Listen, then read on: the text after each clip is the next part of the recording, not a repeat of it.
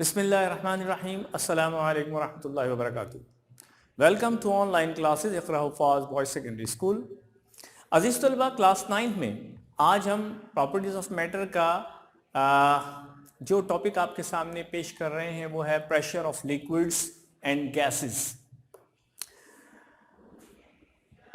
यहाँ पे हम किसी भी लिक्विड या गैस के हवाले से वो प्रेशर फाइंड आउट करेंगे जो वो एग्जर्ट कर रहा होता है। सवाल ये पैदा होता है कि क्या उसका भी कोई प्रेशर होता है? तो जवाब ये है कि जब कोई पानी किसी जग में या ग्लास में या किसी बॉटल के अंदर रखा हुआ होता है तो वो अपना एक प्रेशर डेवलप करता है और वॉल्स के ऊपर, चाहे वो वॉल प्लास्टिक की हो या ग्लास की हो या किसी भी मटेरियल की, उसके ऊपर एक प्रेशर डालता है। इसका सबूत यह है कि अगर एक प्लास्टिक की बोतल में आप पानी ले लें और उसको भर दें अच्छे तरीके से और फिर आप उसमें एक होल करें तो पानी अपने एक प्रेशर से बाहर की तरफ निकलना शुरू हो जाएगा। ये इस बात का सबूत है कि वहाँ पर पीछे कोई एक ऐसा प्रेशर डेवलप हुआ था जिसने अपना रास्ता बनते ही अपना रास्ता मुतय्यन कर लिया, बाहर की तरफ निकल आया। चुनाचे हम ये समझ सकते हैं कि कोई भी गैस या कोई भी लिक्विड अपना एक प्रेशर रखती है। आज हम उसको कैलकुलेट भी करेंगे और फाइंड आउट करेंगे कि उसकी क्या एक्सप्रेशन या इक्वेशन हमारे सामने आती है। और जो एग्जांपल मैंने आपको लिक्विड के हवाले से दी है, अगर किसी बॉटल के अंदर कोई गैस अगर जमा कर दी जाए और उसमें एक छोटा सा बारीक सा होल किया जाए तो वहां से भी वो एक प्रेशर डेवलप जो अंदर हो रहा था वो उसको बाहर की तरफ यानी एग्जिट कर देगा। तो आइए अपने काम को शुरू करते हैं। ये जो हमारे पास एक डायग्राम नजर आ रही है, ये एक वेसल है। वेसल किसी भी कंटेनर को कहते हैं जिसमें कोई एक लिक्विड भरा हुआ है और उसके अंदर आपको एक छोटा सा सिलेंड्रिकल शेप आपको यहां पर जो नजर आ रही है, ये भी इसी लिक्विड की बनी हुई है। इसको यूं समझ लें कि अगर आप एक सिलेंडर नुमा बर्तन ले लें और उसमें बर्फ पानी डाल के उसमें बर्फ जमा दें आप और उसको इस पानी के अंदर डाल दें तो ये भी वही पानी है, ये भी वही पानी है, सिर्फ इतना फर्क है कि ये आइस की फॉर्म में है। लेकिन इस वक्त जो हम बात कर रहे हैं वो इस बात को देख रहे हैं कि ये अगर वाटर है तो ये भी आइस नहीं है, ये भी वाटर ही है। एक सिलेंड्रिकल फॉर्म में उसको रखा गया है इमेजिनरीली और उसको फिर हम ऑब्जर्व करेंगे। यानी हम पूरे के पूरे वाटर को कंसीडर नहीं कर रहे बल्कि एक मेजर्ड पोर्शन जिसकी हाइट हमने h ले रखी है, उसका सरफेस एरिया ऊपर का और नीचे का a ले लिया है और उसका अपना एक वेट है। ये सब चीजें कहीं हमने मेजर कर ली हैं, ये सब चीजें हमारे पास है। तो अब हम ये फाइंड आउट करेंगे कि ये जो पूरा का पूरा एक सिलेंडर है ये कितना प्रेशर डाल रहा है इस आसपास के लिक्विड पर और इन वॉल्स पर, जो चारों तरफ इसके वॉल्स मौजूद है, इस पर कितना प्रेशर डालता है। तो सबसे पहले हम ये करते हैं, इसकी एक डिस्क्रिप्शन यहां पर लिख लेते हैं। सपोज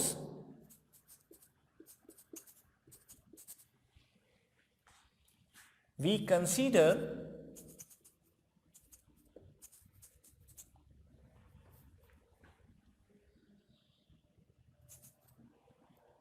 a cylindrical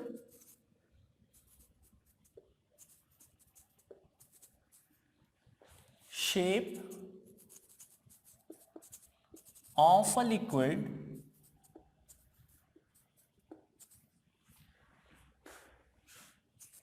contained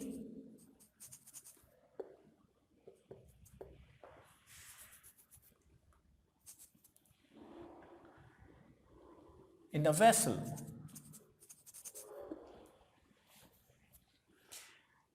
अच्छा, अब उसके बाद इसका जो मेजरमेंट्स हमने की हैं सच दैट, उसका तस्करा कर देते हैं।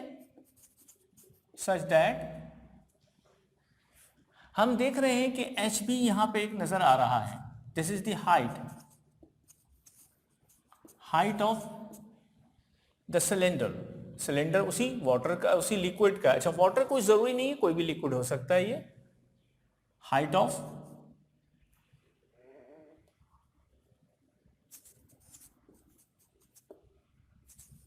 सिलेंडर, और ये सिलेंडर हमारे पास लिक्विड का सिलेंडर, इसलिए अगर हम सिलेंडर लिखेंगे तो कोई सॉलिड सिलेंडर इसका मतलब नहीं होगा। ए, इसको क्रॉस सेक्शनल एरिया कहते हैं। जो ये हमारे पास ये आ रहा है ना क्रॉस सेक्शनल एरिया, जैसे फॉर एग्जांपल ये एक सिलेंडर है, ये एक सिलेंडर है, तो इसका ये जो एरिया है ये सामने का, ये क्रॉस सेक्शनल एरिया कहलाएगा। एरिया ऑफ क्रॉस सेक्शन, ठीक है। W is the weight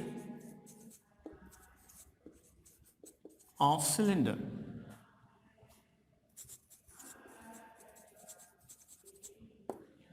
ठीक है, यहां पे हम जिन पॉइंट्स पे काम करेंगे वो ये 4 पॉइंट्स हैं। आप ये 4 पॉइंट्स याद रख लीजिए। ये जो डेरिवेशन इस वक्त हम कर रहे हैं ये ऑटोमेटिकली आपके जहन में बैठती चली जाएगी। सबसे पहली बात तो ये कि हम प्रेशर फाइंड आउट कर रहे हैं, P is equal to F/A होता है। दूसरी बात हम ये करना चाह रहे हैं कि ये जो फोर्स है, ये जो force of attraction of the earth, यानी ग्रेविटेशनल फोर्स है, ये इसके W के बराबर है और W mg के बराबर होता है। ये क्यों फोर्स ऑफ ग्रेविटेशन का यहाँ पे तस्करा आया? इसलिए कि कोई भी चीज जब एक दरमियान में मौल्लक है या नीचे आ रही है या ऊपर जा रही है तो यकीनी बात है वो वर्टिकल मोशन के साथ है। और ये बात हम आपको बता चुके हैं कि वर्टिकल मोशन में जो फोर्स होती है वो एग्जैक्टली उसके वेट के बराबर होती है। जो फोर्स वर्टिकल मोशन में लग रही होती है वो एग्जैक्टली उसके वेट के बराबर होती है। तो इसके ऊपर इसका जो वेट है वो असल में उस फोर्स के बराबर है जो यहां पे ये इसको नीचे की तरफ खींच रहा है। तो ये W हमारे पास किसके बराबर हो जाएगा? mg के बराबर। तो अल्टीमेटली ये जो फोर्स यहां पर pressure is equal to force upon area हमारे पास आ रहा है, इसमें जो फोर्स का फैक्टर है वो W के बराबर हो जाएगा। मैं फिर समझा देता हूं कि प्रेशर में हमारे पास एक फोर्स होती है, force per unit area pressure कहलाता है। तो ये जो फोर्स यहां पर है ये दरअसल इसके वेट के बराबर है इस सिलेंडर के, जो कि नीचे की तरफ लग रहा है। तो वो W mg के बराबर हो गया। तीसरी बात जो हम यहां पर करेंगे, ये एक सिंबल है जिसे RHO रो कहा जाता है। रो असल में डेंसिटी के लिए इस्तेमाल करते हैं और ये P नहीं है। ये आप देख सकते हैं कि थोड़ा सा यानी इसको टिल्टेड कर दिया है हमने, स्लैंड कर दिया है P के लेग को। तो ये हमारे पास रॉ एक फॉर्म आती है और डेंसिटी के लिए हम इस रॉ को इस्तेमाल करेंगे। डेंसिटी किसके बराबर होती है? मास अपॉन वॉल्यूम के। तो यहां से density is equal to mass upon volume यानी m अपॉन v के बराबर हो गया। 3 बातें हो गई।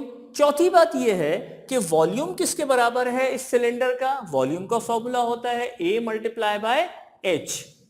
A multiply by H। किसी भी सिलेंडर का एरिया फाइंड आउट करना है तो cross sectional area multiply by the height of the cylinder, volume आपके पास आ जाता है। तो ये 4 बातें हैं जिनको हमें यूज करना है। अच्छा, मैं इसमें थोड़ी सी एक बात और बताता चलूं। काम यहां से हम स्टार्ट करेंगे, P is equal to F/A, फिर हम F को W के बराबर ले लेंगे और W को mg के बराबर ले लेंगे। फिर यहां पे कहीं हमारे पास m मास ये अननोन है, तो हम इसका सहारा लेंगे किसका? इस फॉर्मूले का, density is equal to mass upon volume. यहां से मास निकाल के इसमें पुट करना होगा, लेकिन अब यहां वॉल्यूम अननोन आ गया तो वॉल्यूम तो हमें मालूम नहीं था। तो चलो हम ऐसा कर लेते हैं कि H को A से मल्टीप्लाई कर देंगे, वॉल्यूम आ जाएगा। जब ये वॉल्यूम आ जाएगा उसको उठा के यहां पुट कर देंगे, फिर यहां से इसको क्रॉस मल्टीप्लाई करेंगे, m निकाल लेंगे, m को उठा के इस की जगह पुट कर देंगे, वहां से हमें f मिलेगा, f को यहां सब्स्टिट्यूट कर दिया जाएगा। तो आपने देखा कि हमारे पास जो ये सीक्वेंस चल रही है ना 1 2 3 4, हमारी जो कैलकुलेशन होगी वो 4 से 3, 3 से 2, 2 से 1 पे आ जाएगी, तो हमारी डेरिवेशन मुकम्मल हो जाएगी। तो आइए अपना काम स्टार्ट करते हैं नंबर 1 से।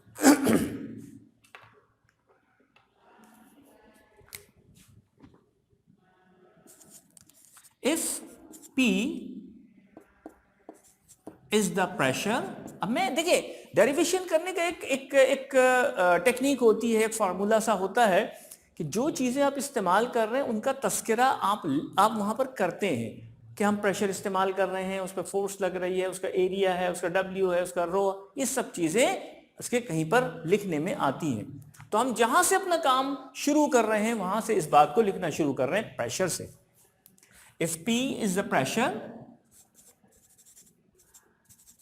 किसका प्रेशर है? Pressure of liquid. अभी गैस की बात नहीं कर रहे, गैस हमारे पास इसी फॉर्म में आ जाएगी जिसमें लिक्विड आता है। If P is the pressure of liquid,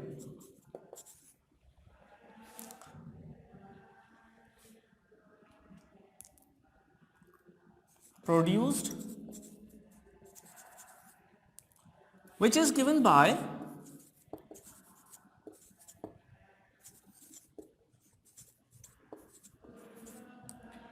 P is equal to F upon A, पहली वाली इक्वेशन। इसको हम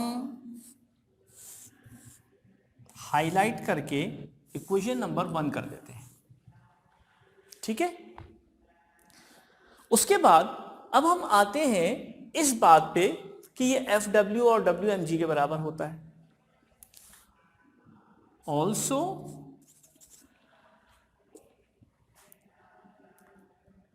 द फोर्स, कौन सी फोर्स? इस फोर्स की बात कर रहे हैं हम। ऑल्सो द फोर्स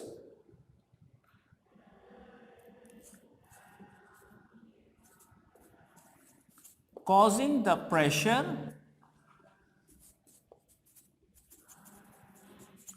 ये जो प्रेशर है ना, इसकी कॉज यही वाली फोर्स है, ये इसकी प्रेशर बनने की जो कॉज है, वजह है, वो यही फोर्स है। तो इसीलिए हमने लिखा कि the force causing the pressure is such that, क्या बनेगा कि ये जो फोर्स है ये दरअसल इसके वेट के बराबर है, वेट ऑफ सिलेंडर। मैं फिर कह चुका हूं, पहली बात कह चुका हूं कि सिलेंडर से मुराद वो वाला सिलेंडर है जो इसी वाटर या इसी लिक्विड से मिलकर यहां पे बना हुआ है। इमेजिनरीली हमने यहां पे इसको शो किया ताकि हम अपना काम कर सकें। F is equal to weight of cylinder, ठीक है। और वेट ऑफ सिलेंडर का मतलब हो गया W, और W का मतलब हो गया mg। तो F की वैल्यू कितनी आ गई हमारे पास? mg। इसको इक्वेशन 2 कर देते हैं। दो बातें हो गई। अब आते हैं हम तीसरे नंबर पे। हमें उम्मीद है कि आपने ये नोट कर लिया होगा, इसलिए हम ऊपर से ये मिटा देते हैं, रब कर देते हैं।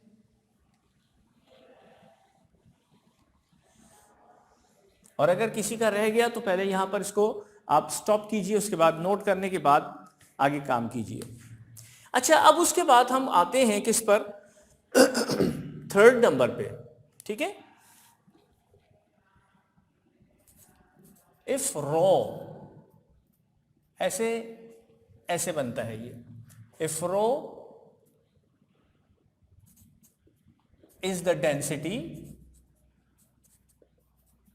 डेंसिटी ऑफ सिलेंडर मैं नहीं लिख रहा, लिक्विड लिख रहा हूं, इसलिए कि डेंसिटी यहां वो सिलेंडर जो है उसी लिक्विड का ही बना हुआ है, यहां लिक्विड लिख देना ज्यादा मुनासिब लगता है। Density of liquid which is given by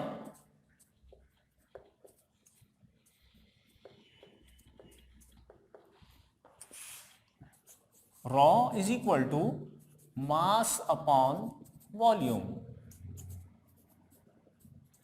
तो इसका मतलब ये हुआ कि रॉ किसके बराबर हो गया, m अपॉन v के बराबर हो गया। यहां से हमें चूंकि मालूम है कि हमने m निकालना है, इसलिए m को पहले ही सेपरेट कर देते हैं। v को इससे मल्टीप्लाई कर दिया by cross multiplication, by cross multiplication ये वहां चला गया, rho v is equal to m, ठीक है। और मैं इसको अगर थोड़ा सा m यानी लेफ्ट को राइट और राइट को लेफ्ट लिख दूं तो ये हमारे पास m is equal to rho v के बराबर आ जाता है। इसको इक्वेशन नंबर 3 कर देते हैं, ठीक है। अच्छा, अब यहां पे जो वॉल्यूम है ना, ये हमें चूंकि मालूम नहीं है, इसलिए अब हम क्या करेंगे, अब हम ये करते हैं कि v की वैल्यू को फाइंड आउट कर लेते हैं और फिर अपना रोल बैक होना शुरू कर देते हैं। चलिए हम इसको यूं कर लेते हैं कि चूंकि हमें इक्वेशन नंबर 1 को भी यहां पे दिखाना मकसूद है और हमें काम करना है, मिटाते नहीं हैं, हम इस पे यहां एक लाइन ड्रॉ कर देते हैं, अपना काम यहां कर लेते हैं। अच्छा, we know that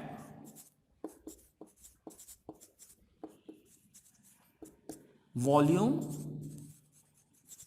is equal to height multiply by A. Volume v हो गया, h हो गया, a हो गया। बस हमारा काम यहां तक जो चलना था ना 1 2 3 4 के साथ साथ यहां तक तो हो चुका।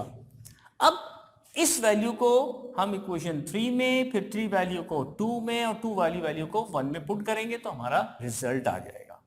इसको पुट कर रहा हूं मैं, put this value in equation 3। क्या बनेगा, this implies that m is equal to rho और v की जगह पर h a आ जाएगा, h मल्टीप्लाई बाय a, ठीक है। तो m की वैल्यू क्या बन रही है, रॉ h a, ठीक है। अब इक्वेशन नंबर देने की जरूरत नहीं है, बस जो वैल्यू आ रही है बस उसके हम यहां पर ये लिखते चले जाएंगे, put this value, put this value. Equation का नंबर देने की जरूरत नहीं है। अब आप मुझे बताइए कि इसको किस इक्वेशन में पुट करना है। ये हमारे पास v की वैल्यू आई, v की वैल्यू को उठा के अब हम वापस जा रहे हैं, v की वैल्यू आ गई, वापस जा रहे हैं, इक्वेशन 3 में पुट कर दिया। अब यहां से जो एक फॉर्म हमारे पास आ रही है, इसको कहां, इक्वेशन 2 में पुट करेंगे, ठीक है। यहां पे m की जगह पर पुट दिस वैल्यू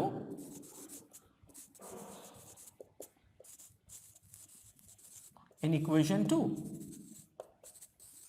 चलिए इक्वेशन 2 के लिए अब हम यहां पे जगह बनाते हैं जरा सी, ठीक है।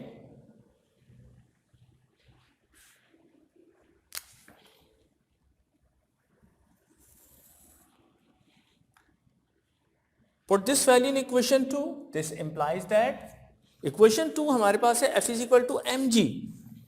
f is equal to m की जगह क्या आ जाएगा, रॉ h a और ये है g। देखिए मैंने रो h a किसकी जगह लिखा है, m की जगह लिखा है, और g अपनी जगह पर ये आ गया। इसको पुट कर देंगे किसमें, put this value in equation 1। Back हो रहे हैं ना, अभी पहले 2 में पुट किया था, अब 1 में पुट कर देंगे। दिस इंप्लाइज दैट 1 क्या है, P is equal to f upon a। f की वैल्यू है rho h a g, rho h a g divided by क्या आ रहा है, a, ठीक है।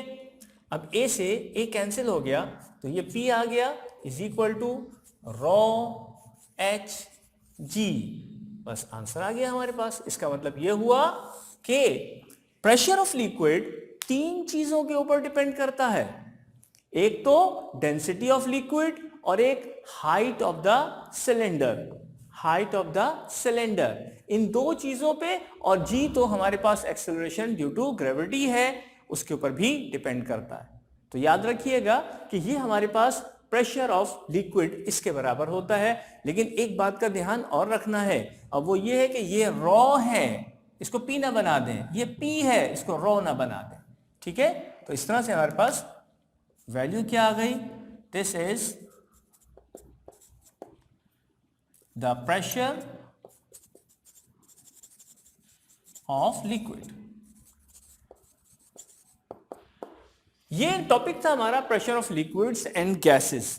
तो जो गैसेस में आता है वो भी हमारे पास इसी तरह की इक्वेशन आती है, लेकिन फिल वक्त तो हम बात कर रहे हैं चूंकि लिक्विड की, इसलिए हमारे पास ये जो डेरिवेशन आ रही है ये लिक्विड के एतबार से आ रही है, इसलिए डायग्राम भी हमारी लिक्विड के एतबार से थी। ये चैप्टर कंटिन्यू है और इंशाल्लाह फिर अगले अगले लेक्चर में फिर हाजिर होंगे इसी चैप्टर के साथ। इजाज़त दीजिए। अस्सलामु अलैकुम वरहमतुल्लाहि वबरकातुहू।